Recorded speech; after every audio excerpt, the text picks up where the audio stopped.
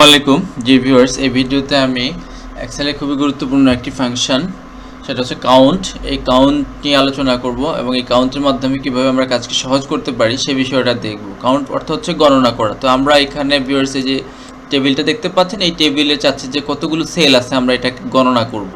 তো এখানে তিনটা ফর্মুলা আমরা দেখাচ্ছি, কাউন্ট এ, কাউন্ট ব্ল্যাঙ্ক। দেখি কোন ফর্মুলাতে আসলে কোন কাজটা সহজ হয়। তো ভিউয়ার্স প্রথমে আমরা কাউন্ট দেখব। তো সেই জন্য আমরা যেটা করব সেটা হচ্ছে যে কাউন্ট লিখে নেব। এই যে ভিউয়ার্স চলে আসছে, এটা ট্যাপ প্রেস করলাম, অ্যাক্টিভ হয়ে গেল। এখন বলা হচ্ছে ভ্যালুগুলো দিয়ে দেওয়ার জন্য। তো আমরা এখানে চাচ্ছি যে এই যে অপশানগুলো আছে, এই যে আমাদের টেবিলটা আছে, এই টেবিলের অ্যারে থেকে আমরা এটাকে বাইর করব। তো ওকে ব্রেকেট, এটাকে আমি সিলেক্ট করে দিলাম, এরিয়াটা ক্লিক করে দেন ওকে কাউন্ট।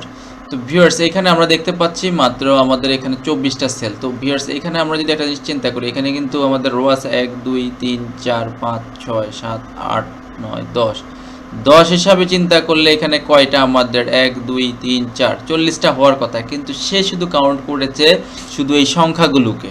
ভিউয়ার্স এখানে শুধু সংখ্যাগুলোকে সে কাউন্ট করছে। যদি আমি এখানে আরেকটা সংখ্যা লিখি, ভিউয়ার্স দেখুন আরেকটা বেড়ে যাবে, কিন্তু আমাদের এটা ব্ল্যাঙ্ক, সে ব্ল্যাঙ্কটাকে কাউন্ট করবে না, শুধুমাত্র এই সংখ্যাগুলোকে সে কাউন্ট করবে। এবার আসছি কাউন্টে। কাউন্টে মানে হচ্ছে কাউন্ট অল। তারপরে দেখি যে কাউন্ট এই যে আমাদের এখানে কাউন্ট আছে, ওকে এটাকে কল করলাম। দেন হচ্ছে যে আমরা এই যে এখান থেকে সবগুলোকে আমি সিলেক্ট করে দিলাম, এরিয়াটাকে সিলেক্ট করে দিলাম, দেন ব্র্যাকেট ক্লোজ।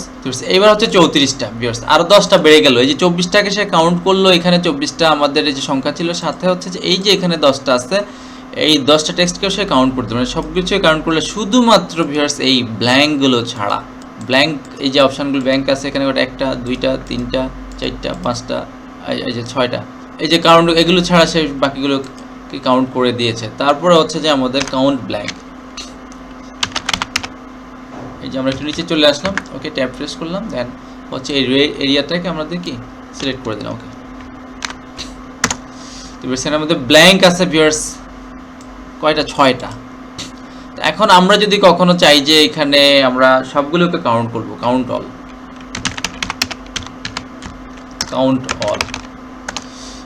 তাহলে কি করব? তাহলে ভিউয়ার্স একটা অপশন আছে, তাহলে আমাদের দুইটা ফর্মুলাকে একসাথে কল করতে হবে। কাউন্ট এ, তো কাউন্ট এ দেওয়ার পরে আমরা সবগুলো কিছু সিলেক্ট করে দিলাম, ওকে এরিয়াটা সিলেক্ট করে দিলাম। দেন হচ্ছে যে প্লাস হচ্ছে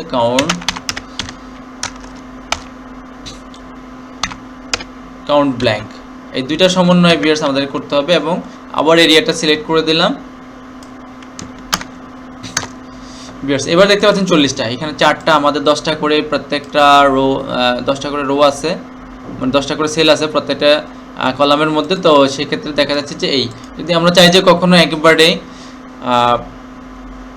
যে এরিয়াটা আমরা সিলেক্ট করব প্রত্যেকটা ঘর, মানে প্রত্যেকটা ঘরকে কাউন্ট করবে প্রত্যেকটা সেল, সেক্ষেত্রে আমরা অবশ্যই কাউন্ট এই দুইটা ফর্মুলার মাধ্যমে, কাউন্ট এ প্লাস কাউন্ট ব্ল্যাঙ্ক, দুইটার মাধ্যমে করে নেব। সেক্ষেত্রে কিন্তু আমরা একেবারে অ্যাপ্রোপ্রিয়েট যে ফিগারটা সেটাই কিন্তু আমরা পাবো ভিউয়ার্স।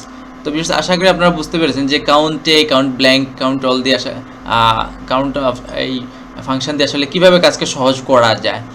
তো ভিউয়ার্স আশা করি আপনারা বুঝতে পেরেছেন। ভালো লাগলে অবশ্যই চ্যানেলটি সাবস্ক্রাইব এবং শেয়ার করবেন।